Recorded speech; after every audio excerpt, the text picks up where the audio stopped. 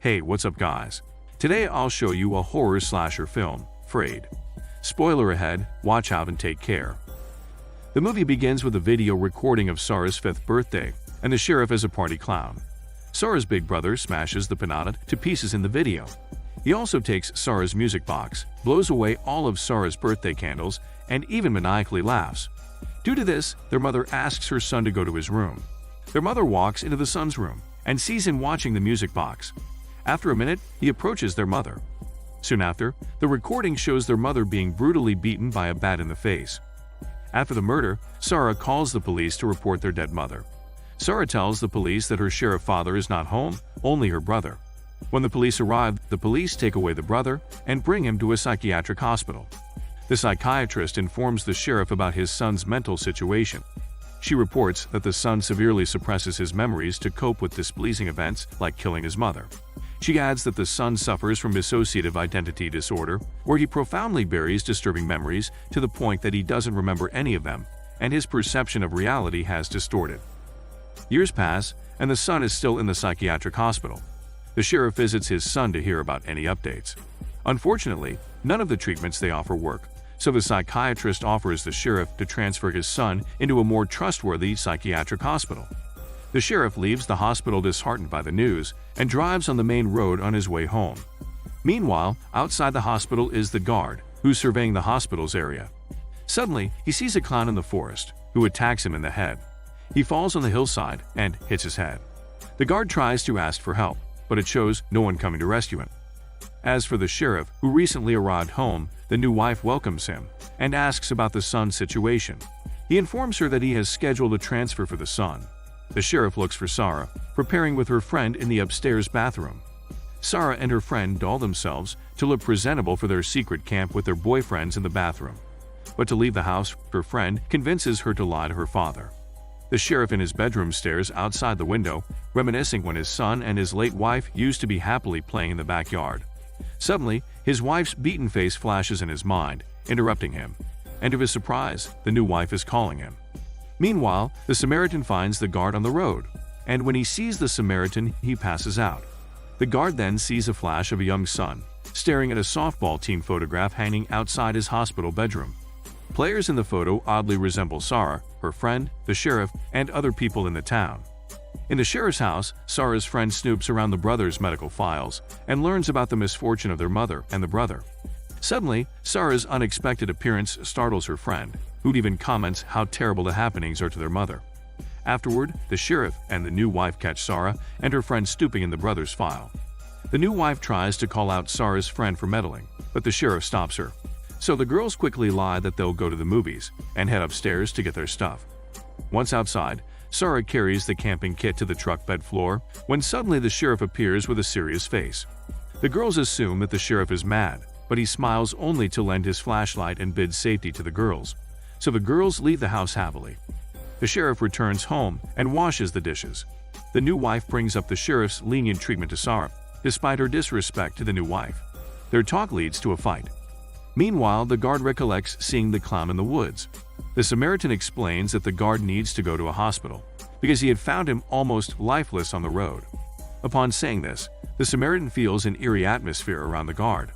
The guard then says, "I thought I was dead, and someone almost got me because I was only looking until it pushed me." But the Samaritan says the guard's alone when he had seen him. Either way, the guard wishes to be taken home, and the Samaritan, who trembles on his seat, obliges. Unexpectedly, the clown that the guard talks about appears from the backseat and stabs the Samaritan to death. Blood oozes from the Samaritan, and the car flips upside down. The guard is stuck in the seatbelt, and outside, he sees the clown picking up its weapon. He wriggles the seatbelt to free himself, but the clown spots him alive and starts approaching him. The guard fumbles and finally unlocks the seatbelt. After freeing himself, he dashes to the woods to escape the clown. He hides for a moment until he hears an upcoming truck, so he asks for help, but it ignores him. The guard returns to the woods, and the night and darkness swallow him while hearing murmuring voices. Meanwhile, the girls meet up with their latecomer boyfriends. After their arrival, the two couples enjoy themselves. The deputies and medics arrive to retrieve a murdered guard in the psychiatric hospital. The psychiatrist explains to the deputy that the sheriff's son had escaped when he was assigned for transfer. Upon hearing this, the deputy sighs in frustration. The psychiatrist continues, saying that 2 guards were watching the son, but now one of the guards is dead and the other's missing. The deputy reports to the sheriff about his son being the possible murderer, who's on his way to the psychiatric hospital. The nurse then informs the psychiatrist that the guard's wife is looking for him. The deputy commands his crew to sweep the grounds to know if things are in place. Afterward, the psychiatrist shows the son's hospital room to the deputy, when suddenly the sheriff arrives too. They survey the room, seeing clown masks, a man's face, and silhouettes drawings on the wall. The sheriff asks to be alone in the room, and the psychiatrist and the deputy obliges.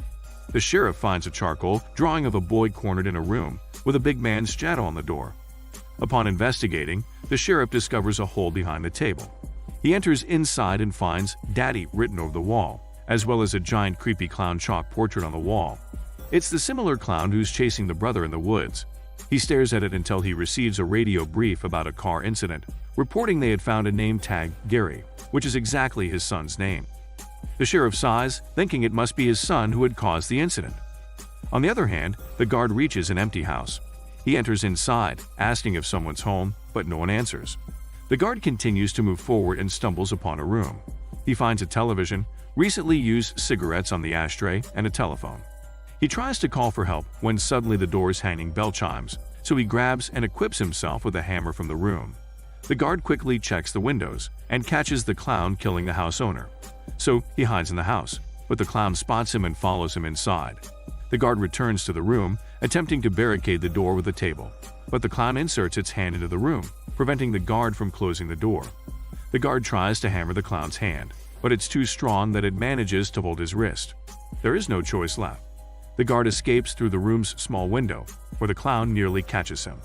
Once again, he runs back to the forest for life. The new wife calls the sheriff to check on him. The sheriff updates her that the son has escaped. The new wife instantly locks their house, and afterward, she equips herself with a pistol. The police arrive at the car crash site, and the sheriff learns the car driver is dead before the crash has happened. Then the sheriff commands the deputy to guard his house on the driveway to keep the new wife safe. Afterward, the sheriff tries to call Sarah, who's in a busy hormone game with her boyfriend on the campsite. He only wants to warn Sarah about her brother's escape. While they investigate, the sheriff receives another call about a murder in the house, where the guard had been earlier. Meanwhile, the guard still hides from the clown. He climbs a tree and waits for the clown to leave him. However, the guard spots a campfire from afar.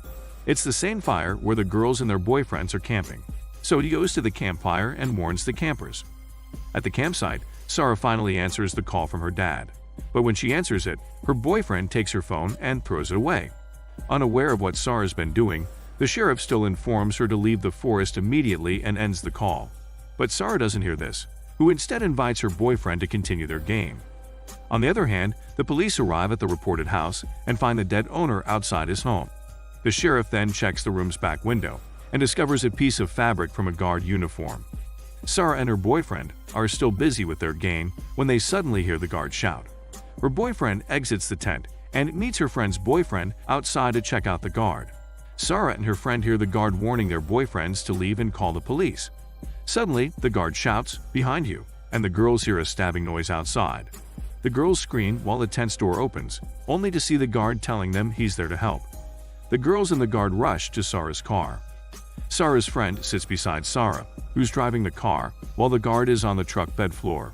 Unfortunately, Sarah swiftly moves the vehicle to the point they crash into a tree. The car's tire gets stuck, while the guard sees the clown approaching them from afar.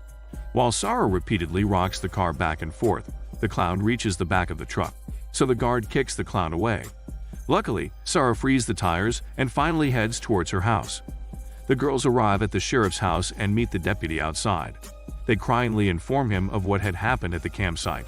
The deputy catches the guard on the back, thinking he's a threat, but Sarah explains that the guard had saved them from the camp. Afterward, the deputy radios the sheriff, updating that the girls' boyfriends are dead and the guard is alive. Sarah then asks the deputy if it's about her brother, but he only commands the girls to enter the house. The new wife picks up the girls and enters the house together. The new wife receives a call from the sheriff, calming them down, but their contact suddenly ends due to poor service. Sarah asks her mom if it's about the brother, and the mom agrees. Sarah then blames her dad for letting her brother escape, which upsets the mom. The conversation leads to loud shouting, because the new wife is concerned about the girls endangering themselves in the woods. Suddenly, someone knocks on the door, and the new wife withdraws her pistol before opening the door. The new wife opens the door, only to see the guard weakened. Sarah and the new wife then assist the guard sitting on the chair. Afterward, the new wife brings a towel and water for Sarah to clean the guard's wound. While Sarah cleans the guard's scrapes, he intently listens to Sarah sharing about her brother. She tells him how she used to hear news about her psychotic brother, where people eventually forget about him. She also wishes to never see her brother again. The guard suddenly sits silent, staring outside the window, and outside, he catches a glimpse of the clown. The guard warns them, and panic overrides the people in the house. The new wife tries to shoot the clown behind the window, but she misses. Then, the new wife kills the light switch, waiting for the clown killer. The new wife follows the stepping sound outside and starts firing when the sound stops at the front door. She opens the door and finds the deputy dead from shots. So, the new wife and the guard quickly push the deputy's corpse away to close the door. The guard then surveys the outside and finds the clown gone. Then the guard tells the girls to hide in the bathroom upstairs. Upon reaching the bathroom, Sarah's friend panics, thinking they will die, and Sarah calms her down. Meanwhile, the police arrive at the campsite, finding the boyfriend's corpses. Suddenly, the sheriff receives an update from the psychiatric hospital. The deputy tells him that another guard is found dead outside the hospital.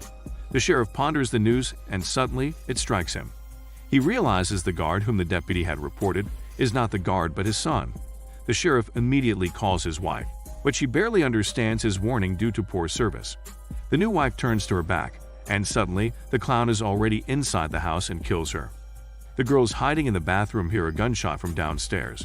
Sarah cries. She then leaves the bathroom to inspect. Sarah tries to enter the bathroom again, but her friend has locked it already. So, she bolts to her bedroom and hides underneath the bed. The guard downstairs wakes up. He holds his head, and upon standing, he finds the new wife dead and the clown lying unconscious. However, when he climbs upstairs, the clown comes back to life and chases after him.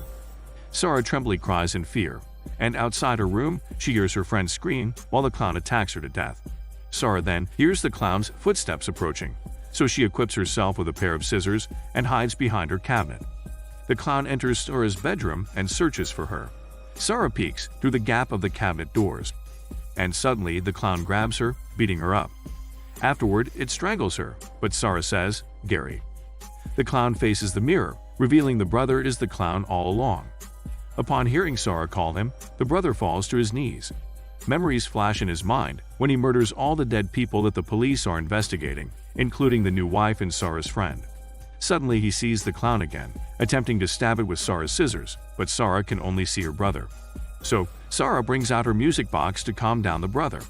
The brother approaches Sarah upon hearing the sound, smiles at her, and apologizes. Sarah tells him it's not his fault, and that she knows what happened. However, upon hearing this, the brother's face turns serious, shouting at Sarah to shut up. He then raises the scissors and stabs himself. So, Sarah quickly leaves the room, but the brother stands again to attack Sarah. But the sheriff, standing in the corridor, shoots the brother. The movie ends by revealing medics resuscitating the brother on the main road. It turns out the sheriff did find his son on the side of the road. The son tries to converse with the sheriff, but he only wants his son dead. So the brother shouts, "You did this to me," and attacks. The sheriff fears his son will remember his unjustifiable actions, so he kills him. But the brother does remember, especially the time his sick sheriff father in clown makeup, molesting him at Sarah's birthday party, and the sheriff killing the son's coming mother with a bat, and blames it all on the son to cover up his sickening sin.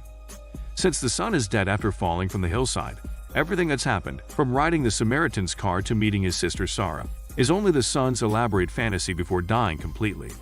He had created the scenarios solely based on the softball team photograph outside his room, imagining them as his family's faces, because in the first place, he had never seen his sisters nor his stepmother since his childhood. This proves the psychiatrist's diagnosis about the son's severe mental disorder caused by the father. Later on, the sheriff goes home to his family with the true face of Sarah and the new wife, and upstairs is his new son, who's pretending to sleep. A visible horror in his son's eyes, showing how the sheriff still continues molesting his new son. This is Daniel's CC Movie Channel. Stay safe and enjoy your day.